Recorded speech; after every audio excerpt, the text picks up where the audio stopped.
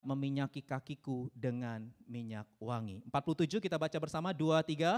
Sebab itu aku berkata kepadamu, dosanya yang banyak itu telah diampuni, sebab ia telah banyak berbuat kasih. Tetapi orang yang sedikit diampuni, sedikit juga ia berbuat kasih. I tell you, her many sins have been forgiven, as her great love has shown. Nah, saudara yang dikasihi Tuhan, kisah seorang Farisi yang bernama Simon mengundang Tuhan Yesus untuk makan di rumahnya. Nah, saudara, orang Farisi itu siapa? Ya, jadi orang Farisi golongan elit religius, pemimpin religi. Pemimpin agama, saudara. Mereka berusaha ketat untuk mentaati hukum Taurat. Jadi hidup orang Farisi itu penuh dengan aturan, ritual, dan seremonial. Mereka dikenal sebagai elit religius, ya, orang-orang saleh pada masa itu, saudara. Nah, ada seorang, kelihatan nggak ya? Ini lukisan, saudara ya. Saya coba cari lukisan untuk menjelaskan kepada saudara konteks sosial budaya pada waktu Yesus diundang makan di rumah orang Farisi, saudara ya. Jadi ini ada lukisan dari seorang pelukis Prancis yang bernama J.J. Tissot, saudara, abad 19. Jadi kejadian ketika ini orang-orang nih, kemudian ini wanitanya kelihatan nggak ya, saudara ya? Ini nih, ada wanita ini, tuh, yang lagi mencium kaki Yesus, ya. Terlihat nggak? Dari sini kita bisa ngerti ya, saudara ya, kenapa tadi di ayat 38, kenapa wanita itu bisa berdiri di belakang kaki Yesus. Jadi tradisi pada waktu itu, kalau lagi makan nggak kayak kita, makan di restoran ya. Kalau kita makan di restoran kan kita duduk begini, terus ini meja, betul? Ya, susah banget dong wanita itu berdiri di belakangnya, gimana caranya ya. Tapi kenapa tadi di ayat 38 dikatakan wanita itu bisa berdiri di belakang kaki Yesus dan mencium kaki Yesus? Karena memang dalam tradisi waktu itu, jadi kalau ada orang diundang jamuan makan, itu orang-orang duduknya itu selonjor kakinya itu selonjor ke belakang tuh. Lihat gak, saudara? Kakinya tuh selonjor ke belakang dan ada kursi panjang. Jadi ada kursi panjang, bukan kursi kayak kita gini ya, bukan. Jadi kursinya tuh kursi panjang. Kemudian orang-orang itu mereka akan bahasa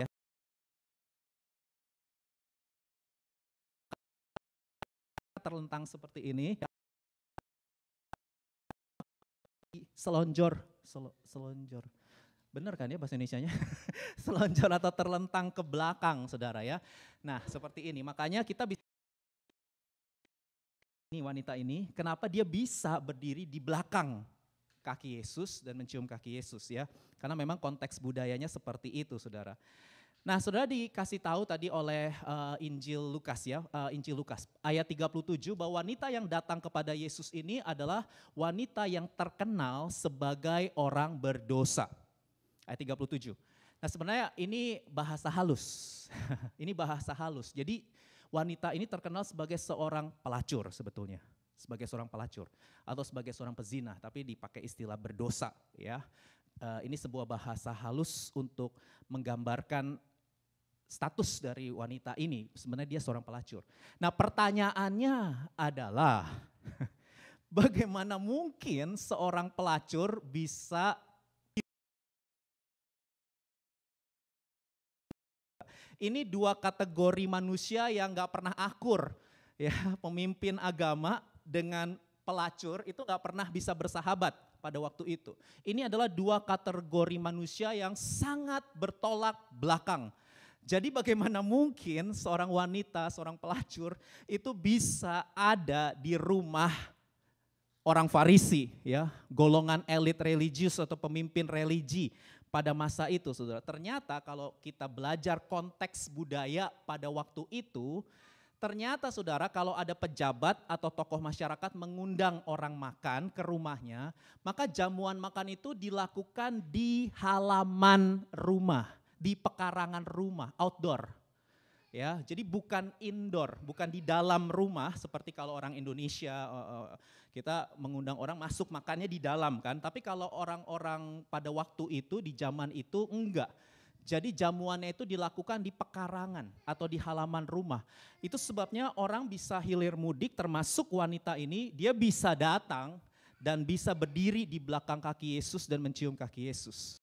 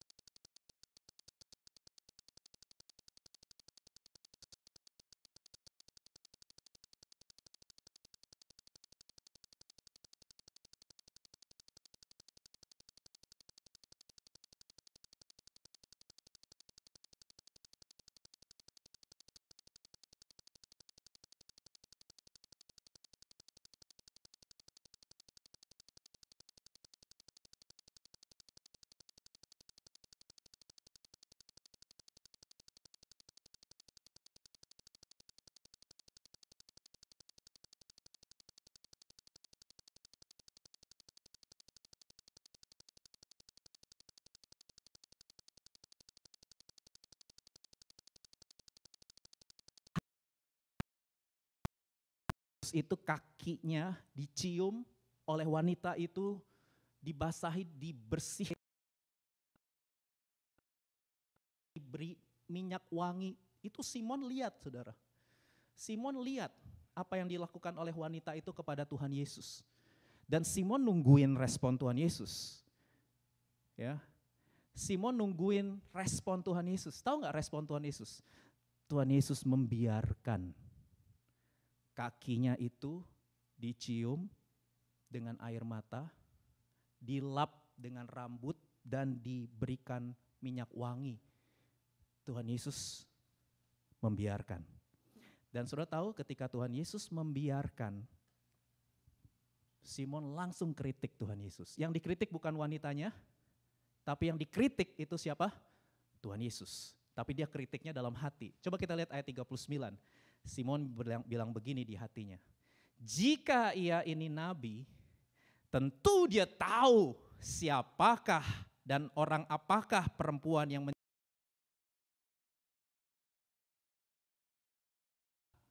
berdosa atau pelacur. Dia sedang mengkritik sikap Tuhan Yesus yang membiarkan kakinya dibersihkan oleh wanita berdosa.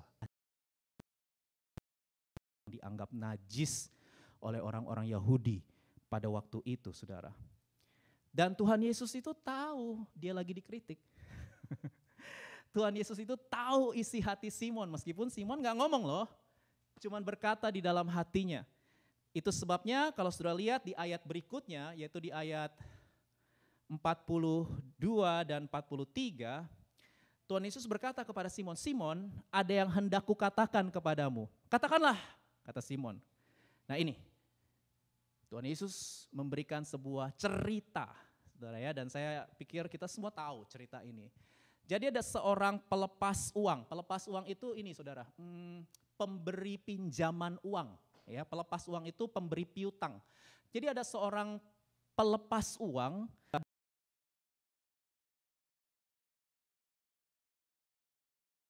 Hutangnya berapa?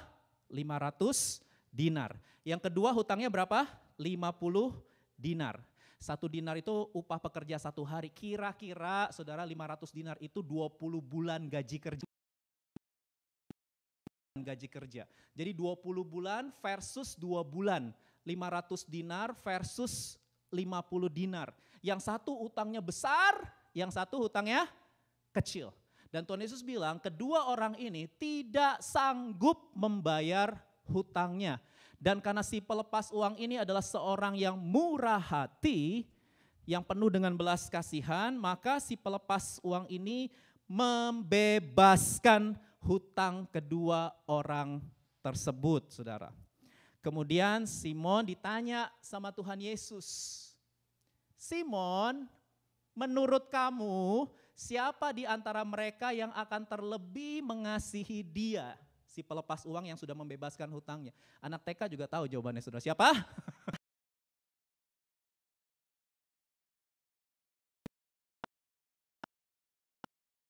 dihapuskan hutang. Saudara ya, benar banget kata Yesus. Nah setelah itu Yesus berkata kepada Simon, nah ini mulai nih saudara, pengajaran Yesus mulai dilepaskan kepada Simon. Saudara, Simon dikatakan begini oleh Tuhan Yesus, Simon sini. Kamu lihat wanita ini, dari sejak aku masuk ke rumahmu, kamu tidak memberikan aku air untuk membasuh kakiku, tapi dia membasahi kakiku dengan air mata dan menyeka. Menyeka itu ngelap saudara ya, ngelap dengan rambutnya. Simon, engkau tidak mencium aku, ini cium persahabatan, keramahan, tapi sejak aku masuk wanita ini tiada hentinya mencium kakiku.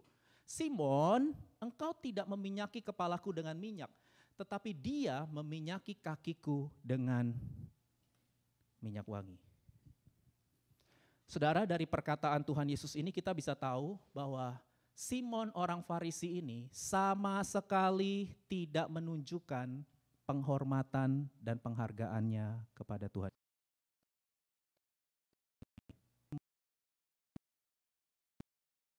Menunjukkan penghormatan dan penghargaannya kepada Tuhan Yesus. Loh kok Dedi bisa ngomong begitu? Oke, saya akan jelaskan.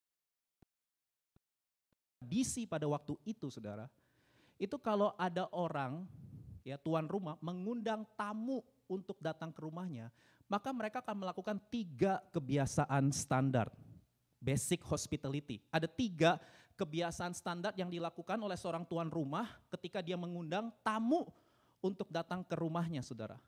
Basic hospitality. Standar yang pertama adalah tuan rumah itu akan menyediakan sebaskom air supaya tamu yang datang ke rumahnya itu dia bisa mencuci kakinya dengan air tersebut. Kenapa? Karena pada waktu itu jalanan di Israel, sampai sekarang juga sih, jalanan di Israel saudara itu berdebu ya.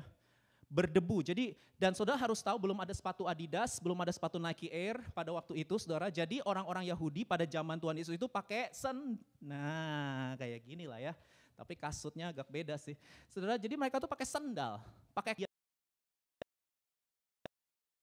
kotor, bau, banyak debu saudara. Itu sebabnya ketika ada tuan rumah mengundang tamu untuk datang, dia pasti akan siapin sebaskom air supaya tamunya itu bisa apa?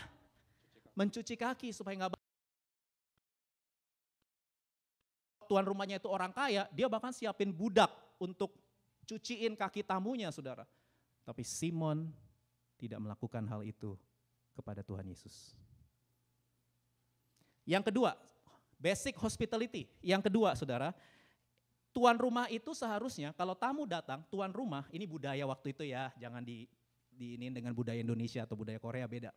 Jadi pada budaya Yahudi pada waktu itu, kalau ada tamu datang, tuan rumah akan mencium pipi kanan dan pipi kiri dari tamunya. Sekali lagi ini budaya mereka saudara, ini budaya mereka. Mereka akan cium pipi kanan, cium pipi kiri sebagai ekspresi acceptance. Apa itu? Penerimaan. Jadi akan cium pipi kanan, cium pipi kiri sebagai ekspresi penerimaan. Tapi Simon kepada Tuhan Yesus. Dan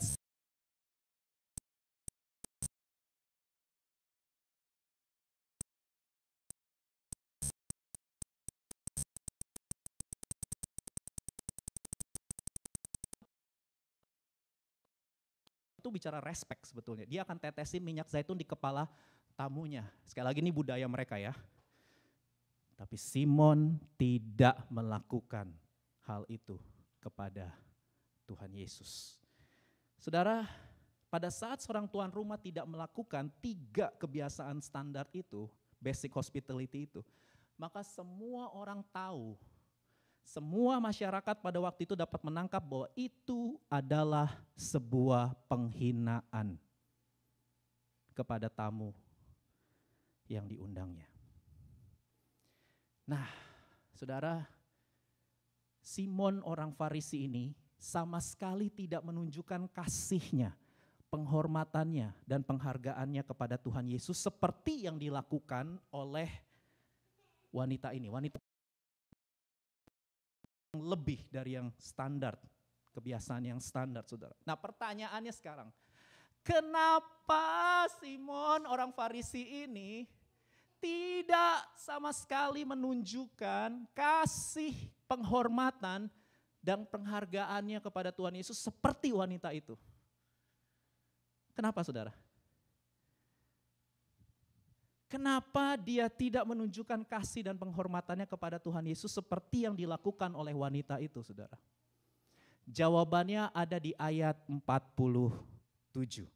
Tuhan Yesus kasih tahu jawabannya. Yuk kita baca yuk, 2, 3.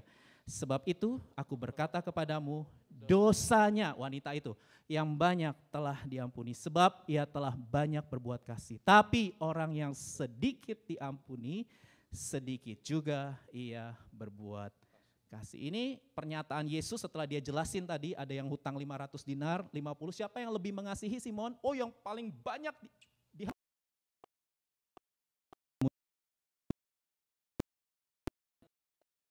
lebih banyak berbuat kasih. Orang yang sedikit diampuni, sedikit berbuat kasih. Saudara, nah ini harus hati-hati kalau lihat terjemahan bahasa Indonesia. Saudara, kalau kita lihat terjemahan Lembaga Alkitab Indonesia itu seolah-olah perbuatan baik mendahului pengampunan. Jadi kita harus berbuat baik dulu, baru Tuhan ampuni. Itu kan konsep agama-agama lain, bukan konsep Alkitab. Konsep Alkitab jelas pengampunan dosa bukan hasil usaha perbuatan baik kita, tapi itu kasih karunia. Jadi membingungkan ayat ini. Ya, saudara ya, kalau kita cuma lihat ayat ini seakan-akan, oh berarti harus berbuat baik dulu, baru Tuhan ampuni dosa. No, itu bukan konsep Alkitab. Itu konsep agama lain. Nah, saudara dikasih Tuhan, ketika saya coba cek dalam bahasa Yunani, karena ini kan perjanjian baru gramatikalnya itu pakai bahasa Yunani, saudara ya. Ini kalimat ini, dosanya yang banyak itu telah diampuni, itu menggunakan bentuk perfect tense. Nanti saya akan jelasin ya. Kemudian kalimat ia banyak berbuat kasih itu menggunakan bentuk past perfect tense, itu sama-sama sudah lewat, sudah terjadi. Ya, ini makanya ada kata telah.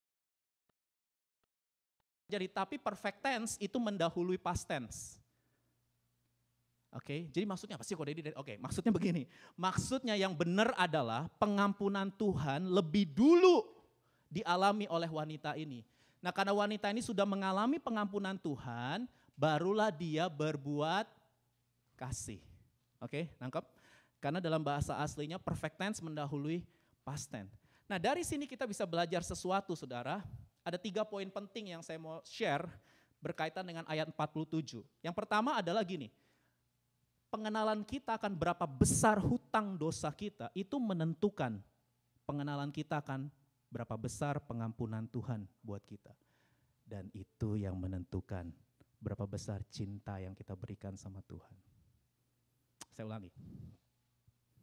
Ini 3 hal berkaitan. Pengenalan kita akan berapa besar hutang dosa kita, itu menentukan berapa besar pengampunan yang Tuhan berikan kepada kita. Besar cinta, penghormatan, kasih yang kita berikan kepada Tuhan. Kira-kira saudara sudah mulai nangkep enggak? Ini prinsip yang penting. Makanya tadi Tuhan Yesus bilang, orang yang banyak diampuni, dia akan memberikan kasih yang lebih besar. Tapi orang yang merasa sedikit diampuni, maka dia juga akan sedikit aja memberikan kasih kepada Tuhan. Jadi saudara, dari sini kita bisa ngerti sesuatu. Simon ini nampaknya dia berpikir bahwa hutang dosanya itu sedikit. Jadi dia gak terlalu butuh Yesus sebetulnya. Aku tuh orang baik, ingat orang Farisi itu elit religius. Dia merasa dirinya itu sudah baik. Dia merasa dirinya itu sudah benar. Dia gak terlalu butuh pengampunan Tuhan. Yesus. Orang-orang Farisi punya,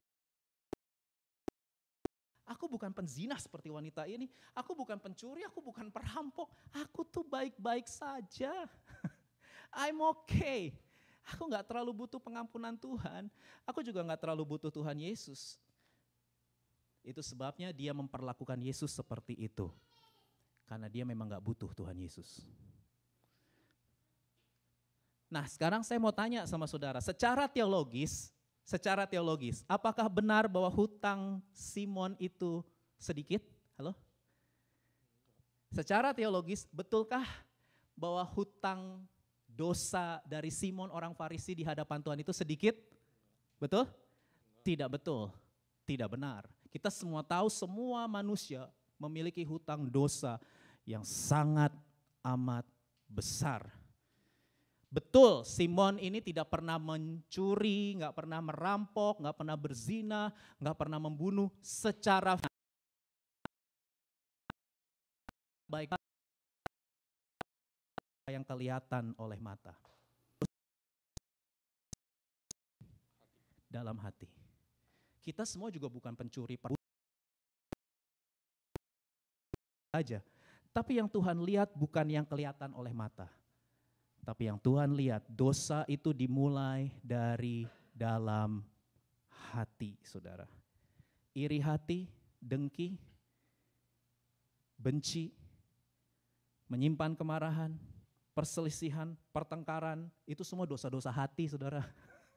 Ya, mungkin kita bisa senyum-senyum, kamu gimana, baik sama aku gimana? Baik, ya dalamnya, benci banget sama orang ini ya, itu udah dosa.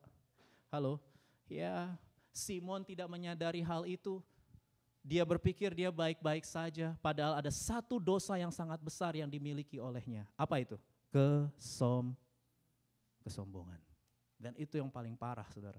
Kesombonganlah yang menjadikan dia tidak mau menghormati Tuhan Yesus. Orang sombong tidak bisa mengasihi Tuhan. Saya ulangi, orang sombong gak akan pernah mau menghormati Tuhan. Orang sombong gak akan pernah mau menunjukkan penghargaannya kepada Tuhan. Orang sombong tidak akan pernah bisa dan tidak akan pernah mau menyembah Tuhan dengan sungguh-sungguh. Penyembahan itu artinya, salah satu definisi penyembahan adalah ekspresi kasih kepada Tuhan. Nah, kita nggak bisa mengekspresikan kasih kalau kita nggak butuh Tuhan. Kita merasa Tuhan itu nggak penting. Kita merasa Tuhan itu biasa-biasa aja. Orang sombong adalah orang yang berpikir, tanpa Tuhan aku baik-baik saja. Tanpa Tuhan Yesus aku baik-baik saja. Itu sebabnya kalau Simon orang Farisi ada di BIC, ketika tadi song leader, mari kita angkat tangan, mari kita sembah Tuhan. Kalau ada Simon di sini, apa sih ini song leader? Ajaib kau Tuhan. Ya, tepuk tangannya juga malas-malasan. Agung dan perkasa. Orang apa sih? Ya, biasa aja lah, nyanyi ya biasa aja, nggak usah angkat-angkat tangan, nggak usah, biasa. Oh ya, kita nggak usah terlalu ekspresif lah sama Tuhan ya. Wow, kadang kalau di gereja Pentakosta kan, mari kita angkat tangan kita. Aja setengah tiang, saudara ya. Karena dia merasa apa sih, lebay, berlebihan. Ngapain sama Tuhan itu biasa aja. Gak usah terlalu ekspresif, gak usah terlalu semangat, biasa aja ya. Kalau Simon ada di sini, tapi saya bersyukur Simon tidak ada di sini. Tapi kita semua adalah orang-orang yang ekspresif, amin. Saya melihat saudara menyembah Tuhan, saudara memuji Tuhan, angkat tangan, tepuk tangan, nyanyi dengan sungguh-sungguh saudara.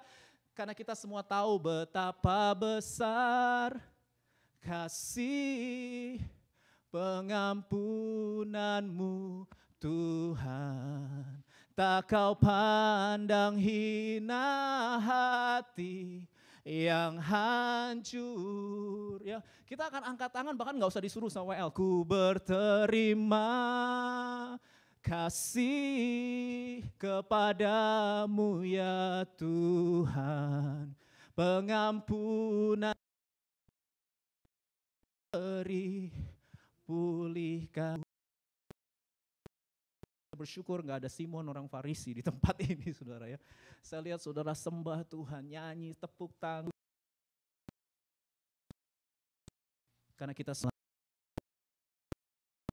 kita sudah mengalami pengampunannya. Yang membuat kita diterima oleh Tuhan bukan karena kita baik, tapi karena Tuhan baik.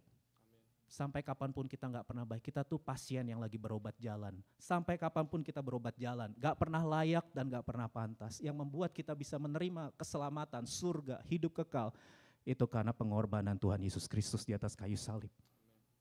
It's only by your grace that I could live today.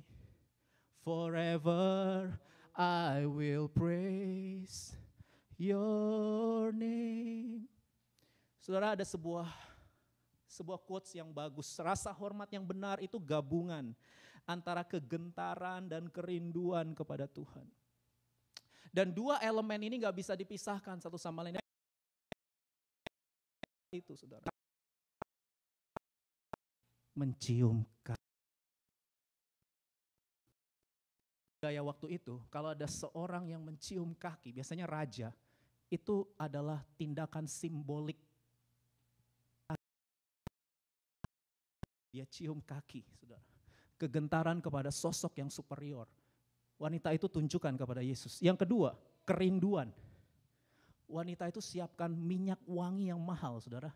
Buli-buli pualam berisi minyak wangi. Dan dia basahi kaki Yesus dengan minyak wangi. Itu tindakan simbolik betapa dia menghormati Tuhan Yesus. Bahwa Tuhan Yesus bukan pribadi yang biasa aja, bukan. Tapi Tuhan Yesus adalah pribadi yang spesial, pribadi yang sangat penting, yang sangat berharga buat hidupnya. Saudara, ini yang perlu terus kita tanyakan sama diri kita. Apakah saudara memiliki rasa gentar dengan Tuhan? Rasa hormat dengan Tuhan? Apakah saudara punya kerinduan? Ini dua elemen. Menyembah Tuhan. Ada kerinduan, ada sukacita dalam pujian penyembahan. Saat saudara berdoa setiap hari di rumah, gak ada orang lain yang lihat, lagi gak live YouTube juga, gak ada CCTV, gak ada yang lihat. Tapi saudara bisa angkat tangan, saudara sembah Tuhan dimanapun. Kita nyembah Tuhan bukan hanya di gereja ya, dimanapun, amin. Karena penyembahan, pujian, doa itu gaya hidup. Katakan gaya hidup. Setiap hari, setiap saat, dimanapun, kapanpun, dengan cara apapun. Kita bisa terkoneksi dengan Tuhan. Sekalipun gak di live Instagram. Gak ada orang lain yang lihat. Gak ada CCTV yang lihat. Tapi kita berkata, I worship you. Jesus, I worship you. With all of my heart and all of my soul. I love you, I love to worship you. Yang kedua, yang terakhir saudara. Kalau kita bicara tentang penyembahan yang sejati atau penyembahan yang berkenan, itu bicara tentang persembahan yang terbaik. Katakan persembahan yang terbaik, 2, 3.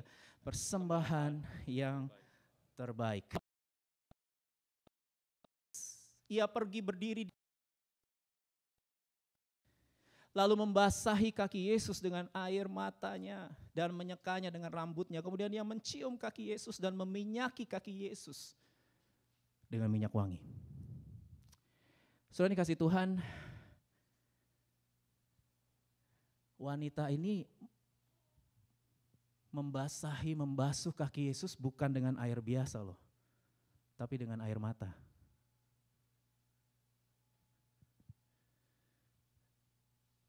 Dia basahi dengan air mata. Bahasa Yunaninya tuh membasahi. Bahasa Yunaninya tuh to rain, menghujani. Jadi dia menghujani kaki Yesus itu bukan dengan air biasa, tapi dengan air mata.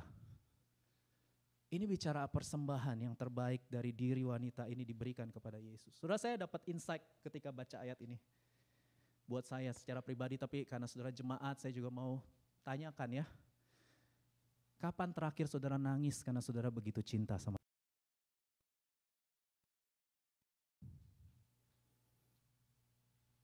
kita? Kan kalau nangis karena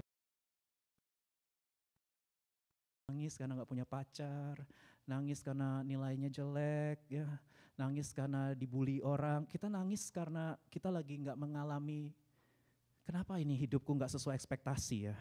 Nangis kita nangis karena kita susah. Boleh gak? Boleh. Boleh saudara, nangis karena saudara lagi susah, hidupmu lagi gak sesuai ekspektasi, kita nangis. Tapi bukan itu pertanyaan saya. Pertanyaan saya, pernah gak atau kapan terakhir kali saudara nangis? Bukan karena saudara susah, saudara lagi baik-baik saja. Bukan juga saudara lagi banyak masalah, enggak juga. Baik-baik aja ataupun lagi banyak masalah, tapi saudara nangisnya bukan karena itu. Tapi saudara nangis karena saudara cinta sama Tuhan Yesus. Ku cinta kau Yesus. Nangis, hanya Engkau bagiku Yesus, sungguh ku rindu mengatakannya, betapa aku Saya juga tanyain sama diri saya sendiri. Karena seringkali kita nangis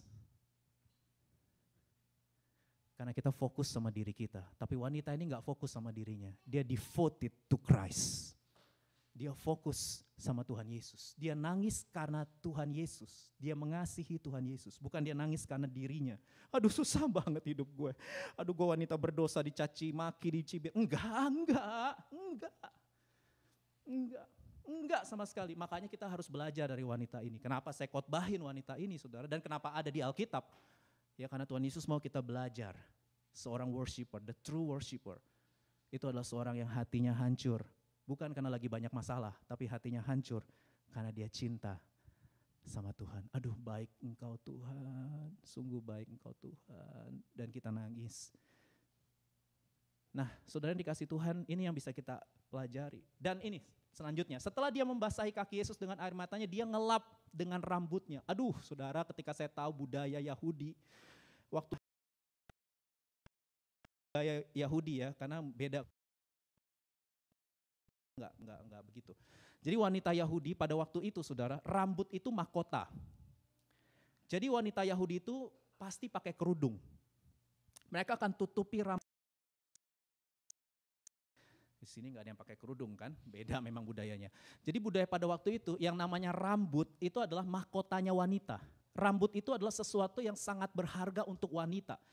Dan dia nggak akan bukakan rambut itu ke publik. Jadi wanita Yahudi pada waktu itu pasti pakai kerudung supaya ketutup rambutnya, supaya orang lain nggak lihat. Karena memang itu sangat sensitif, sangat spesial. Ya, biasanya dalam pernikahan baru dilepas kerudung karena hanya untuk sang suami. Jadi spesial sekali. Jadi itu bicara sesuatu yang berharga sekali. Yang dipegang baik-baik, dijaga baik-baik oleh wanita. Tapi dia mengelap kaki Yesus dengan rambutnya. Saudara, wow ini extravagant worship. Ini extravagant worship saudara. Ini baik rambutnya dia lepas, dia rambutnya saudara, berarti Yesus itu sangat spesial, bernilai tinggi dalam hidupnya. Karena dia sudah mengalami pengampunan, tadi kita sudah belajar ya. Karena dia sudah mengalami betapa besar kasih dan pengampunan Tuhan buat hidupnya saudara. Boleh tolong diiringi, saya mau selesai sebentar lagi. Dan saya mau kasih tahu sama saudara begini, tindakan wanita ini sangat beresiko loh. Ya. Apa yang dilakukan oleh wanita ini itu sebuah tindakan yang beresiko. Kenapa kok Dedi bisa ngomong gitu? Karena dia lakukannya di rumah orang Farisi.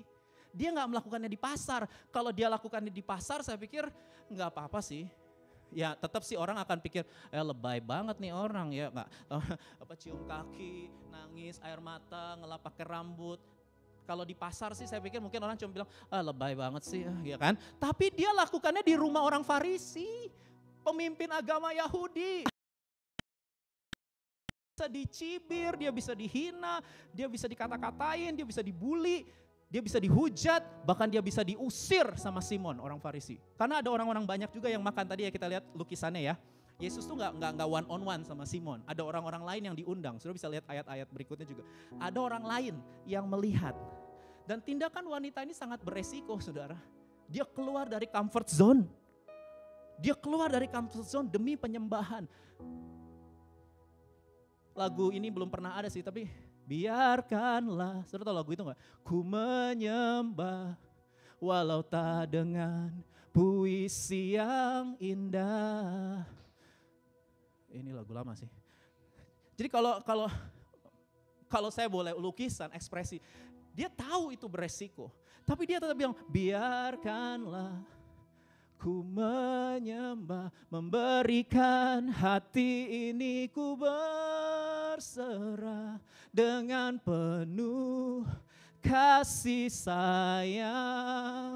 Biarkan Tuhan aku menyembah. Aduh itu lagu itu siapa yang buat sih? Engkau tahu di hatiku ada sejuta rindu. Untuk selalu bersamamu Yesusku. Wah itu lagu, saudara ini lagu wanita ini saya pikir ya. Cuman memang belum diciptain waktu itu. Tapi saudara, dia memberi yang terbaik. Penyembahan itulah persembahan yang terbaik dari diri sang penyembah kepada Tuhan yang dia cintai, saudara. Beresiko loh. Saudara, kita ketika nyembah Tuhan dengan sungguh-sungguh, beresiko. Nih, penyembahan yang sejati itu memang menyenangkan Tuhan, tapi belum tentu menyenangkan orang lain. Saudara pernah dibilang sok suci lu. Ih, anak gereja, ngapain tiap minggu datang ke gereja? Ih, fanatik, sok suci, ya kan? Saya pernah soalnya saudara ya, saya tuh terima Tuhan Yesus umur 15 tahun ya. Masih muda saya terima Tuhan Yesus. Ya, saya tadi ngomong jorok, ngomong kotor, teman-teman saya kan tahu saya ngomong jorok, saya ngomong kotor. Ya, saya nonton porno, saya macam-macam, teman-teman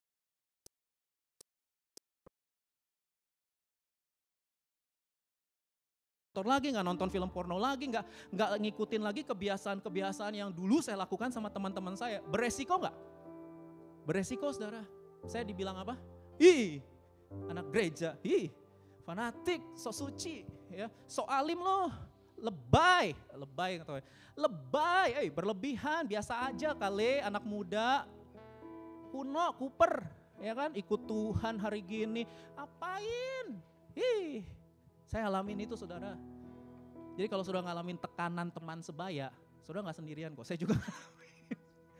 Ya di Korea ini mungkin juga ada orang-orang yang menganggap, ih tiap minggu ke gereja, ih ikut cool, hari Rabu ikut cool, ngapain buang-buang waktu. Ada banyak hal yang lebih penting dari ibadah tahu. Ada banyak hal yang lebih penting, ngapain datang ibadah. Tiap minggu datang melayani lagi, aduh. Mungkin teman-teman saudara menjauhi saudara. Kalau saudara ngerasa seperti itu, of love. Kalau saudara dijauhi sama teman-teman saudara itu, berarti mereka memang bukan sahabat yang baik. Karena sahabatnya serius sama Tuhan, karena saudara cinta sama Tuhan, karena saudara hidup jujur, hidup benar, hidup kudus, dan saudara dianggap aneh, ya nggak apa-apa. Saudara tetap punya teman. Di mana kok Dedi temanku? Di BIC Korea. Kita ada cool, kita ada community of love. Ada orang-orang yang cinta Tuhan. Kita bukan orang sempurna, kita semua sama-sama lagi berobat jalan, sama pendetanya juga lagi berobat jalan. Saya juga lagi berobat jalan, saya juga bukan orang sempurna, saya bisa meleset-meleset, tapi kita cinta Tuhan. Kita punya cool, datang cool via Zoom, saudara bisa cek. Jam 8 ada Salty and Lead, jam 9 ada Precious, ada unboxing, jam 10 ada Mantap. Kita kumpul 3-5 orang, kita ngobrol, nyembah Tuhan satu lagu, sharing 10 menit, udah gitu kita curhat, saling mendoakan sejam setengah selesai. Kalau bisa saya ajak gembala untuk, ini lagi musimnya bagus-bagus begini, mungkin bisa ajak onsite. Ini kan lagi bagus lihat-lihat ini sebelum nanti bulan Desember. Jadi mungkin bisa onsite. Gembalaku coba pikirin untuk onsite, lihat pemandangan yang indah ke mana kayak kemarin kita ke Seoul Grand Park, bagus Seoul Grand Park. Pohon-pohonnya bagus, ya. Ada banyak bunga-bunga yang indah dan ya, saudara bisa carilah tempat-tempat bagus sebelum rontok ya. Musim dingin yang sangat dingin itu, ya. Saudara, jadi ini minggu-minggu ini masih oke. Ayo, cool. Saudara, kalau ada orang-orang menjauhi saudara, ya, memang beresiko, saudara. Ketika kita hidup dalam penyembahan yang sejati, memang menyenangkan Tuhan tapi belum tentu menyenangkan orang. Belum tentu.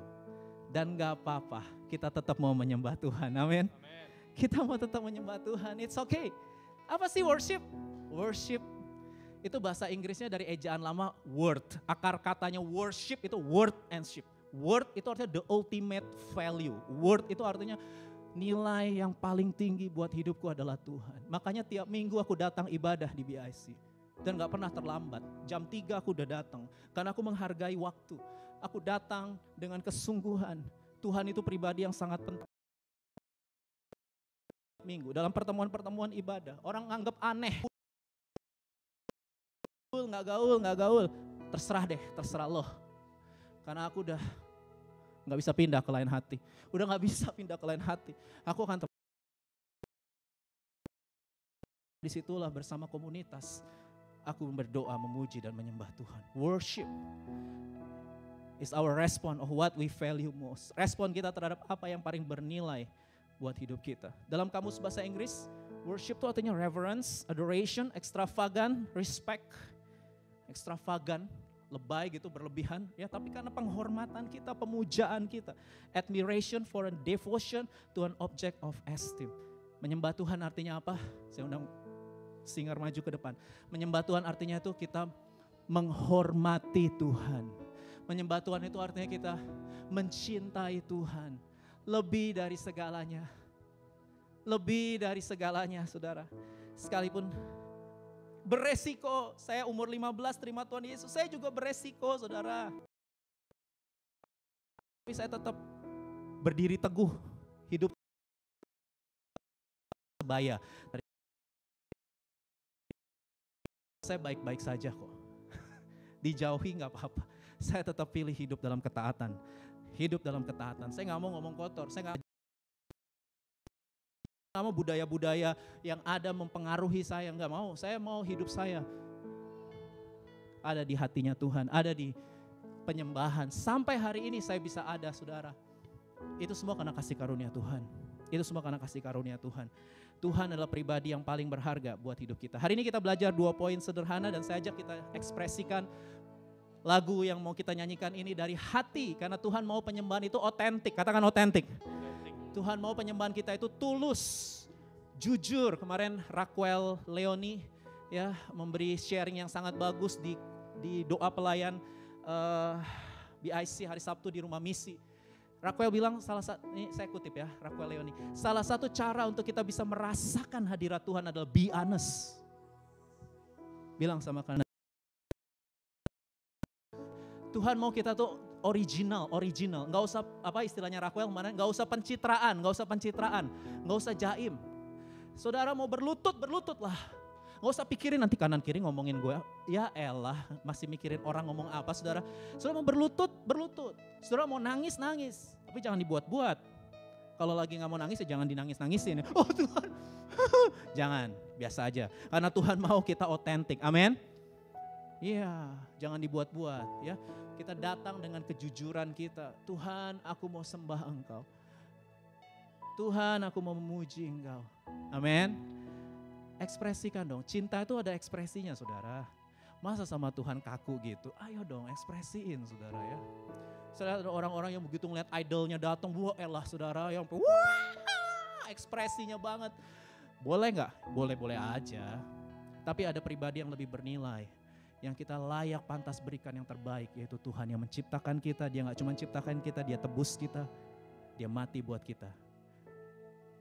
Itu adalah segala-galanya.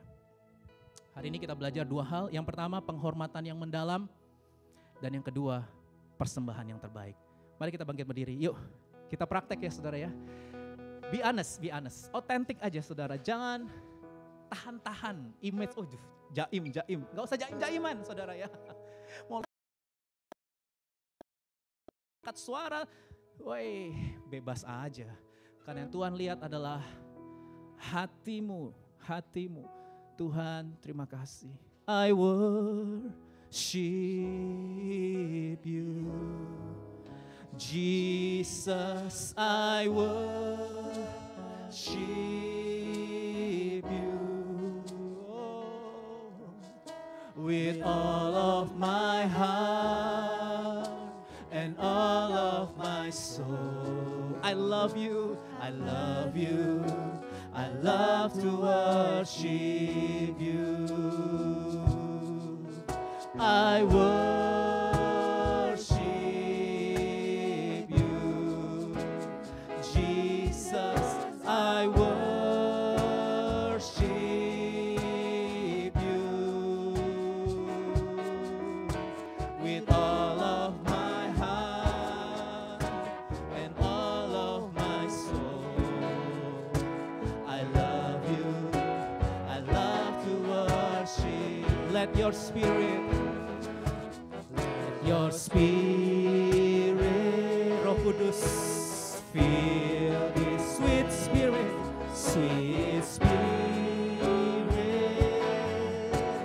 Fill my heart. Let your presence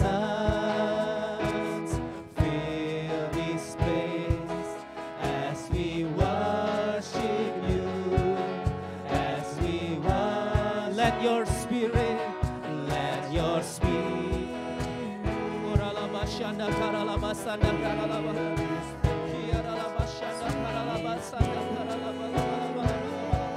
my heart, fill my heart, let your presence this place as we worship you, as we worship you.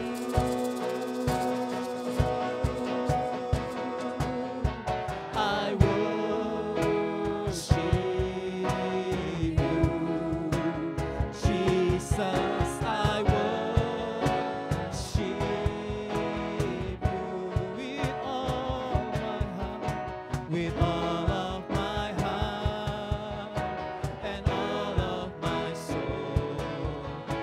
I love you, I love to worship you.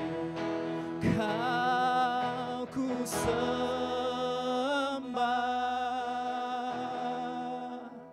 Kau ku sembah,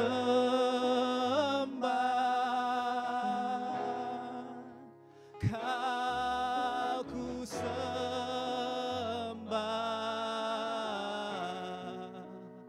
oh Tuhan.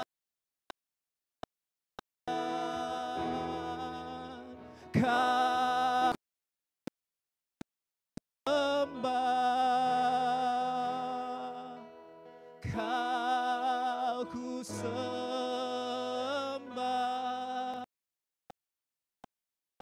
Kau ku sembah,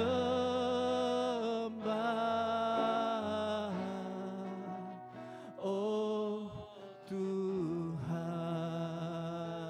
Mari jemaat sendiri tanpa musik katakan kau ku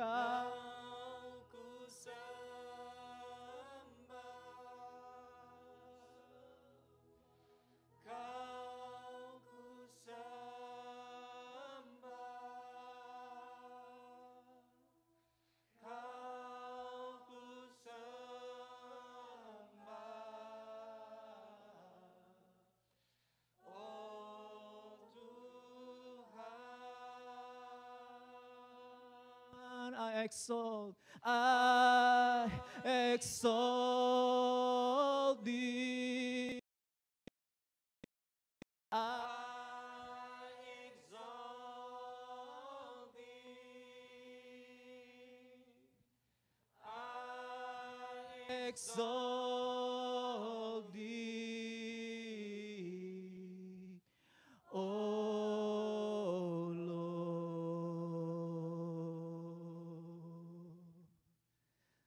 Tuhan, jadikan kami penyembah-penyembah-Mu yang menyembah Tuhan dari hati dan ketulusan kami. Setiap hari untuk melihat betapa berharganya kasih dan pengampunan-Mu dalam hidup kami. Kami bukan orang baik, tapi Tuhan terima kami. Kami bukan orang benar, tapi Tuhan benarkan kami. Tuhan benarkan kami. Tuhan angkat kami jadi anak-anak-Mu, ya Allah, ya Allah, ya Allah. Tuhan, siapa kami ini Kau jadikan biji mata-Mu? Siapa kami ini Kau jadikan kesayangan-Mu? Ampuni yang membuat kami jauh dari Tuhan. Kejar hadirat-Mu setiap hari. Kejar Tuhan setiap hari. Bukan karena kami lagi banyak masalah Tuhan, bukan karena kami lagi susah, tapi karena kami memang mengalami cinta-Mu yang tidak pernah bisa terpisahkan dari hati kami Tuhan. Masalah, persoalan, pergumulan masih selalu ada, tapi itu gak akan pernah bisa membuat hati kami padam. Biar hari ini jemaat BIC menjadi jemaat yang berdoa, memuji dan menyembah Tuhan dari keotentikan dan keoriginalitasan mereka, penghormatan yang mendalam, persembahan yang terbaik, menjadi gaya hidup kami di mana aja kami berada. Karena penyembahan gak bicara sebuah tempat, tapi penyembahan bicara setiap hari kehidupan kami. Gak ada orang lain yang lihat pun Tuhan tahu setiap hari kami ngapain. Tuhan tahu dalam kesendirian kami tetap cinta sama Tuhan. Di tengah banyaknya hal yang kami belum bisa berikan, kami tetap mau belajar Tuhan untuk memberi yang terbaik.